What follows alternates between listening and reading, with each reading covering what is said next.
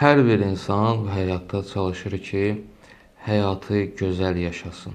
Onun hətta şəraiti, məişəti də belə gözəl şəkildə olsun, rahat olsun, özünə uyğun, öz zövqünə uyğun olsun.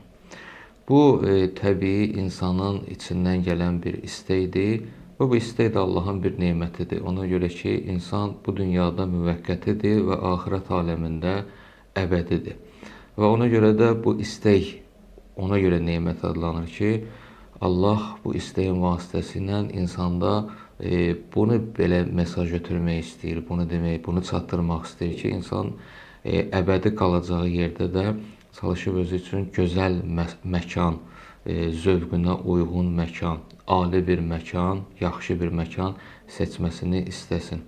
Elə ona görədir ki, bir çox insanlar və xüsusən də Allaha bağlı olan insanlar çalışırlar ki, bu dünyada yox, axirət evində, axirət yurdunda özləri üçün gözəl bir məkan seçsinlər və behiştin ali dərəcələrində məskunlaşsınlar. Təbii ki, bunların da hamısı bu dünyada insanın gözəl, xeyir, yaxşı əməllərinin yerinə yetirilməsi nəticəsində hasıl olur.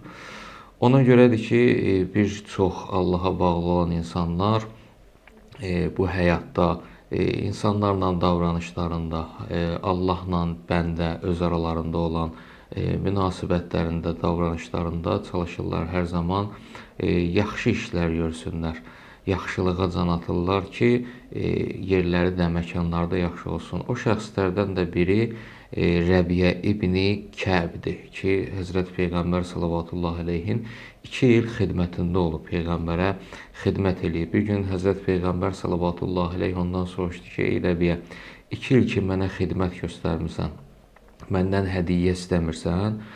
Rəbiyə də buyurdu ki, ya Rəsulallah, möhlət ver, düşünün bu barədə. Bir müddət keçdi, gəldi ki, düşünmüşəm. Həzrət Peyğəmbər soruşdu ki, xidmətimin müqabilində nə istəyirsən? Dedi Allahın Rəsuluna ki, ey Allahın Rəsulu, mən Allahdan istə, Allaha dua elə, Allahdan istə ki, mən səninlə behişdə bir yerdə olam, qonşu olam səninlə. Peyğəmbər dərhal ondan soruşdu ki, bunu kimdən öyrənmirsən? Dedi, heç bir kəsdən. Özüm getdim, düşündüm, fikirləşdim ki, əgər dünya malı istəsəm, təbii ki, Peyğəmbər verəcək. Amma bu dünya malının müvəqqətidir, heç olub, puç olub gedəcək. Əgər övladlar istəsəm ki, Peyğəmbər Allahdan istəsin, mənə övladlar, çoxlu övladlarım olsun, nəslim böyük olsun, yenə də sonu ölümlə nəticələnir.